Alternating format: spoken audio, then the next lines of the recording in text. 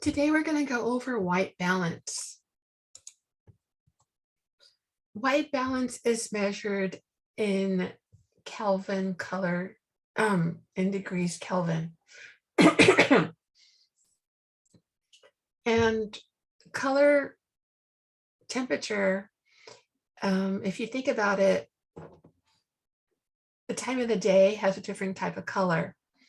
So, or the different type of light. So the light that you have in, say, an overcast day is a little bit blue, but say early sunrise has like a warm tone or a tint to it. In this example, we're going to be looking about changing the white balance in your camera. And we have a variety of different standard white balance items that we use. And those are shade, cloudy, strobe, daylight, fluorescent, tungsten, and also custom white balance.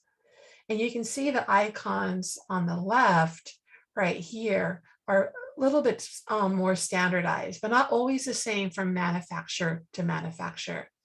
Here we have some presets. You know, fluorescent is usually a rectangle with radials going out. Sunlight is a circle. Shade is a building with shade on one side. Your camera may look something like this. And here are 1, 2, 3, 4, 5, 6, 7, 8, 9 different settings. But here, if we look at the Ryko GR3, here are multiple settings that look a little bit different than the ones that we looked at.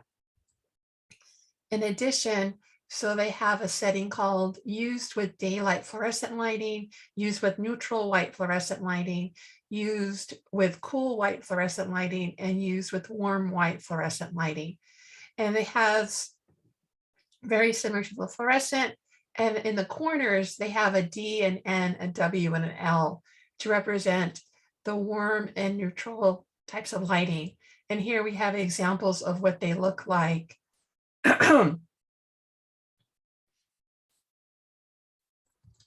Oops, wrong direction. Oops, sorry about that.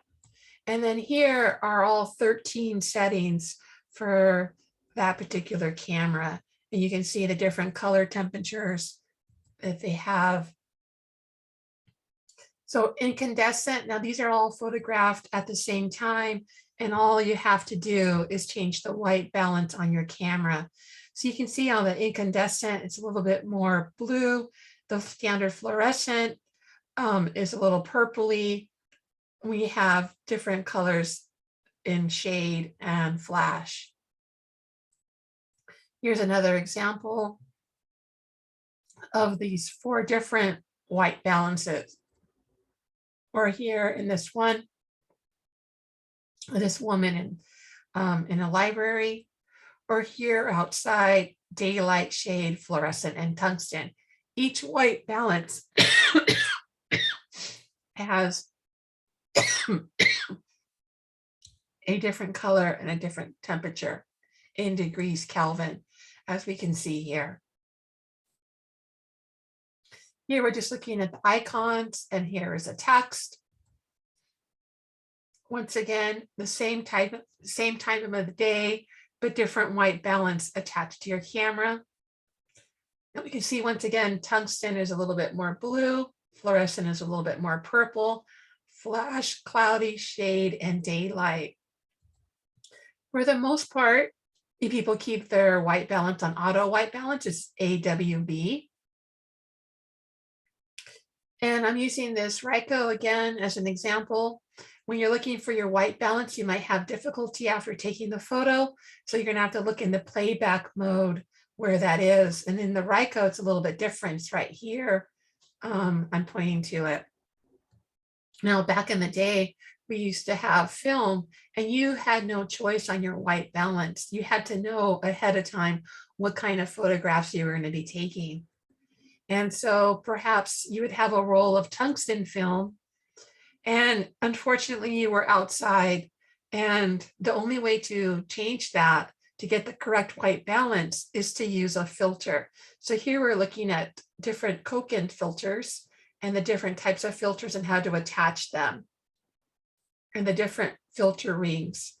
And you literally had to carry around these filters to change the white balance in your film. If you were, say, outside and only had tungsten film, or if you had daylight film and you were inside a room that had fluorescent lights. And then here's just more examples of different filters and what they would do. So for instance, if you wanted more green, you would add a green filter. If you're using black with black and white film and you wanted to have a sepia, so you'd actually literally have a sepia filter on it. Or if you wanted to have something fancy like a galaxy, or if you wanted to have a split filter like we can see here. And then here we have some Holga filters that can go on digital cameras, which are kind of cool. And it gives you different effects.